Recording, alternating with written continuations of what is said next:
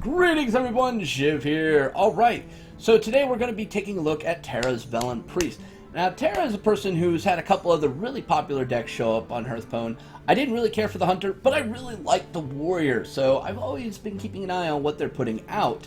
And lo and behold, here comes their Velen Priest. So what is a Velen Priest, you might ask? Well, it's pretty much the same thing that Freeze Mage does, but as a priest. True fact. Now, unlike Freeze Mage, Priest doesn't really have any kind of gimmick to survive that last extra turn so it can fish for stuff, and it doesn't really have, a spell it can cast to draw cards, so you have to be a little bit more creative with it. Thus, Northshire Cleric and some ways of damaging it with Wild Pyromancers, plus you also have Power Word Shield, and, we're also running, Acolyte of Pain, just to kind of cycle through the deck to get to the combo pieces we need. And yes, there are combo pieces. This is a combo deck, and it's really important you understand that this is a combo deck.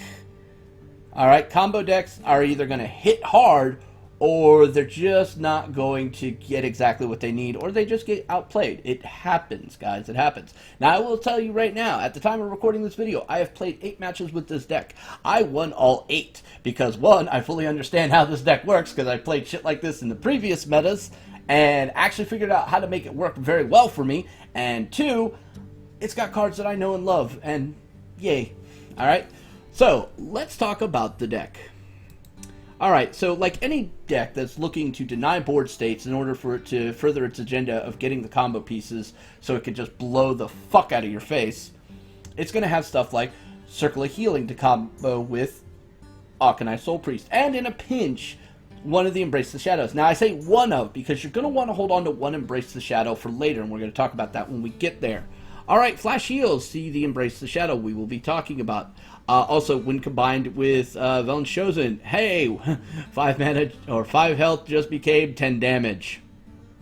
Alright, Holy Smite. This could be used on both the beginning stages of the game or in the late game. It's a very flexible card. Most notably, what I've been using for is to take out freaking Flame Imps. Haha, you take 3. Haha, guess what? You lost your minion. Have a nice day. It is kind of a tempo loss, but we're not playing a tempo board. We're playing a board denial type deck, so it makes perfect sense here. Alright, Power Word Shield, card draw, and we get to use it to basically synergize with Wild Pyromancer and or Northshire Cleric, get a lot of value out of it. Alright, Northshire Cleric, draw engine is good. I really shouldn't have to explain why this is in the deck. Alright, so Embrace the Shadows. This is a card I really want to talk about. I really do like Embrace the Shadows. It's been probably the one card that Priest got I feel is one of the most functional. I mean, there were a lot of other cards that they got, like Forbidden Shaping. Matter of fact, hold on. Let's do it now. Okay. So, let's see. Forbidden Shaping. Hooded Acolyte, only good at Cthulhu decks. Shadow Word Horror, yeah, go fuck yourself. Though, in all honesty, this does have some relevancy. Might not actually be a bad tech. Shifting Shade, also good. Darkshire Alchemist, kinda good. Power Word Tentacle, no. Only good at Cthulhu, and what the hell is this? Alright, so, they didn't really get that much power base when it came to the old gods. But Embrace the Shadows, probably the strongest card they got, in my personal opinion. I might be wrong. But no, it's the strongest card they got. Alright, so Mind Blast, one of my personal favorite cards. This was actually what inspired me to make the original Spanish Inquisition deck that I've later seen a lot of people copying over the year plus it was made. And it brings a warm sensation to my cold black heart. So yes, I love this card. It's amazing, especially when you combine it with, Emperor Thursday. More value. Okay, so, Shadow Word Pain, because fuck you, early minions. Yeah, not even kidding. There are many times where I will hold on to a Shadow Word Pain and a Wild Pyromancer, and I will let my opponents kind of build a board, and I won't really focus on the thing with 1 health. I'll wait till they get something that's got like 3 attack and like 4 health, and then what I'll end up doing is playing the Wild Pyromancer, and then using Shadow Word Pain. There's a really cool scenario with Coin that you can do on 3, where you play the Wild Pyromancer, Coin, and then you use the Shadow Word Pain, and what you end up doing is clearing almost their entire board. Very, very nicely. Yes, you don't have a board, but again, it does not matter. you cleared their board. And now they're going to be left with just basically playing down to their curve, which you have a lot of answers for, and you can kind of heal back your life quite nicely. So you can delay and get where you need to get. Fun times. Okay, Wild Pyromancer. Hey, we have Acolytes. Hey, we have Northshire Cleric. So you can get some really good value out of it. Shadow or Death, because, you know, Sea Giants exist. Because that Flame Wreath Faceless, I keep saying that wrong. It's one of those tongue twisters that Blizzard puts out just to fuck with people. Exists. Let's see. Ragnaros exists. There's so many good viable minions that exist that you really don't want to exist. So yeah, Shadow or Death is pretty much an auto-include in every single priest deck, at least 2 of. Alright. Acolyte of Pain, card draw is good. And because we're a priest, we can heal it back too, so that leads to some really great scenarios. Arcanite Soul Priest, because we're running circles, it makes perfect sense. Excavated Evil. There's a lot of stuff that has 3 health. So, yeah. And because you're running very little minions on the board, your opponent's playing this to counter you is not going to be overly as efficient as it is in other priest builds. So, keep that in mind. Entomb. Okay, so, there's a little thing about Entomb in a deck like this. You're going to have to be really careful what you Entomb, alright? Basically, anything you can't kill with a Shadow or Death, you should Entomb. So Cairn comes to mind. Most of the time, if it's something that you can kill with a Shadow or Death, you kill with Shadow or Death. Don't try to be greedy. Don't try to steal the Ragnaros. Kill that with a Shadow or Death. You use this on stuff that's going to cause you problems that you can't normally deal with. So, yeah, Cairn's going to be one of those that you just Entomb. Alright? Don't be trying to be fancy with it. Alright? Just play it simple. Cairn. Enough said. Alright, so Emperor Thurazan. Alright, Emperor Thurazan. Wow, the client's acting really buggy for some odd reason, but okay. This is a combo deck, so getting a reduction on anything in a combo deck is always an important thing, okay? And, well, come on. It's Emperor Thurazan. Getting your flash heals to 0, getting your Holy Smite to 0, getting your Mind Blast to 1, reducing Prophet Velen to where he's 6 opens up so many possibilities. I'm not even kidding. And of course, getting Embrace the Shadows down to 1 mana really does open up the board for a lot of possibilities. Now, I did the math on it, and it is technically possible to go 40 damage with this deck, if not more, guys, if not more. Actually, 48 easily. 48 easily. Alright? You could almost do... Actually, you can do 50 in theory. You just got to get a lot of procs off of Emperor Thurazan for that to work. But yeah. Very, very, very nice. Now, I'm going to talk about some of the flex points here. You'll notice that there's 2 Embrace the Shadows. There's a lot of people who question whether or not 2 is needed. And, you know, truth be told, no, you don't really need 2. You could go down to 1. I like consistency over utility, which is kind of what this would be. But at the same time, I do kind of agree 1 is just as good as 2. It only means that your flexibility is reduced somewhat. I'm okay with that. Now, another option you can take in lieu of an Embrace the Shadows would be a Justicar Trueheart, and I highly recommend this. I did a little bit of testing with it, but for this review, we're using the original deck list that's posted up on Hearthstone. And I found that Justicar Trueheart actually served my purposes a lot better. I was able to sustain a little bit longer to get to my combo pieces, and I was able to hurt my opponent's board a lot more efficiently with, say, Arcanite Soul Priest. So, yeah, good times. Not to mention, you know, with Embrace plus Prophet Velen, that's like an 8 damage punch to the face for 2 mana. I'm okay with that. I am. So yeah, good times. Alright, and of course Prophet Velen, we all know why Prophet Velen's here. Hey, look, all your damage just got doubled. Alex Straza, so you don't always have to rely on Prophet Velen. Prophet Velen's more for those situations such as Warrior or... in certain cases, Druid, you know, to really punch through and just end the game. Alex Straza definitely helps in that scenario. Against Warriors, it's not uncommon for them to get to 60. Well, guess what? Now you can lower that down to 45. And, well, like I said, you can easily do 48 with this if you set everything up. So if you got everything set up, boom, lower them down, do, just crush it outright. This is where the Justicar True Heart really does shine through. I'm going to tell you that right now. It really does shine through. So, yeah, Alexstrasza, pretty much a no-brainer here. But you know what? Enough of me talking about how awesome this deck is. Let's just get it into play, shall we? Alright, so we're up against the Shaman here. It's turn 5 for them. We've been able to maintain clear boards, get card draw pretty consistently. I think we've gotten 2 cycles now.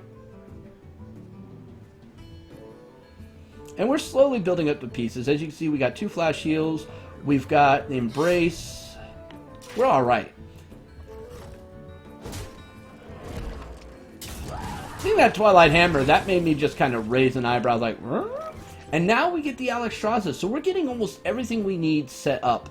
And I'm debating whether or not I want to play a Wild Pyromancer, but then I realized it's probably not my best interest. And guys, you're going to be doing a lot of this throughout playing this deck. I'm going to tell you right now, you're going to be on like turn 5, be like, that ain't shit I can really do, so let me just heal and say YOLO. Alright, there's going to be many turns where you don't have to do anything, because making a play is not always in your best interest. All he would have done would be attack with the hammer and spawn a 4-2, and I'd have really nothing I could do about that. And of course he has to get the heal totem, stopping my really cool 2-card combo to get rid of this, or to clear his board. I could still do it, just I don't really feel overly comfortable about giving up a damage source. So I'm okay just taking another 3 because I'm mitigating 2 out of it, so I'm alright with that. So he's got a little bit of overload. That's going to put him in a rough spot.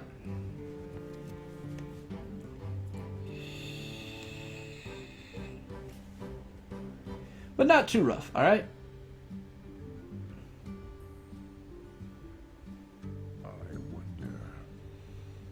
Now the Shaman is really pondering every choice they have.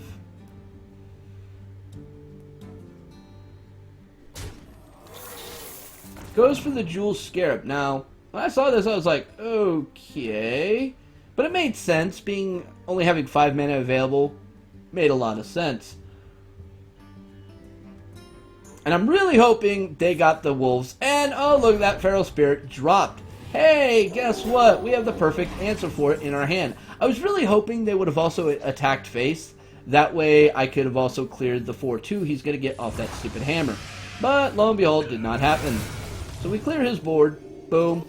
He's still at a reduction, now at 6/8 versus having 8 total. And I'm okay with that. Really, I am. That means he can't really play the bigger minions he wants to do. Can't really build the board overly efficiently.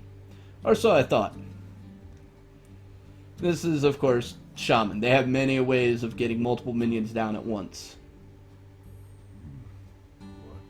And the biggest threat when it comes to Shaman is definitely Bloodlust these days. Getting a large-sized board down, then Bloodlusting is a really easy way of bursting down any deck. It's also been traditionally one of the greatest ways you clear a combo deck, is just to get a huge burst combo yourself before they do. So running them out of AoEs is probably one of the best things. And as you can see, we don't really have any other options for AoEs at this time. Alright. Take out that, and boom, there we go. We're in a pretty good position. Can't really deal with anything overly well. He'd have to invest in a Flame Tongue to really take this out, which kind of makes me really think I probably should have used the 2 Holy Smites just to prevent that play. But I'm also thinking about bursting them on the back end, because we've got the Alexstrasza. We've got pretty much everything we need to win in our hand right now. It's just getting to that point and surviving that long.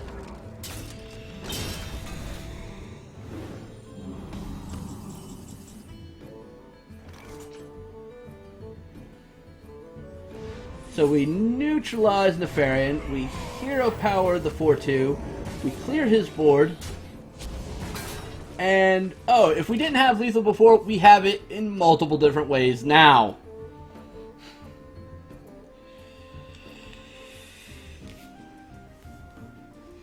We've locked down our 2-turn lethal quite nicely, and as a Shaman, you really don't have too many efficient ways of recovering from this. This isn't to say you don't have any, but not overly efficient.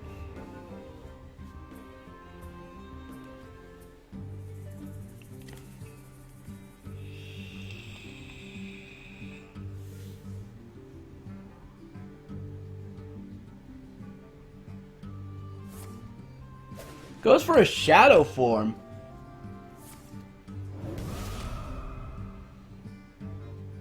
And does a trade.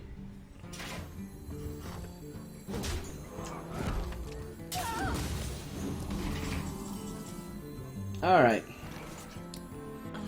Alexstrasza is going to drop down, and this pretty much signals one thing for the Shaman.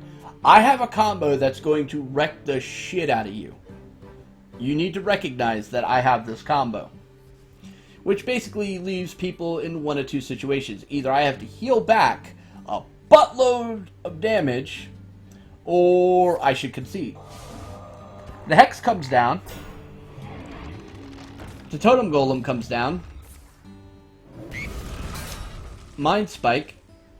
No heal in sight, ladies and gentlemen. And now we just dial in a combo and get the damage. So, Mind Blast, Embrace, Flash, Flash, and well played. It's really just that simple, guys. It really is. It really is just that simple to play this deck. Now, there are going to be some rough times where you're not going to get the great opening, and sometimes it's going to be a little difficult to come back from that situation, pardon me. But if you persevere through and you put enough games into it, you're going to really start reading how these things are going to come down quite nicely. Now, I'm saying this with only have played 8 games with it and have had really great success with it. But mind you, I've had experience with similar decks in the past, so I kind of know where that groove is, when you should go for the little combo gimmick there to get the card draw, when you should be worried about the board overly more than anything else. So, yeah. It's a little bit of an acquired mindset, but once you get it, this deck just plays phenomenally well. So that's all for this review. Now, down in the description will be a link to the deck guide. If you like this deck, please go over there, give the person an upvote. They took a lot of time in writing a guide, and there's more of it to come. The deck guide is still under construction, but it's a pretty good guide so far to get you on the way to playing it, alright? And as always, if you like these videos, please like, subscribe, leave me some comments down below. Let me know what you think of the deck and, you know, some of your experiences with playing it. Till next time, this is Shiv saying, stay safe, have fun, and may RNGesus bless you.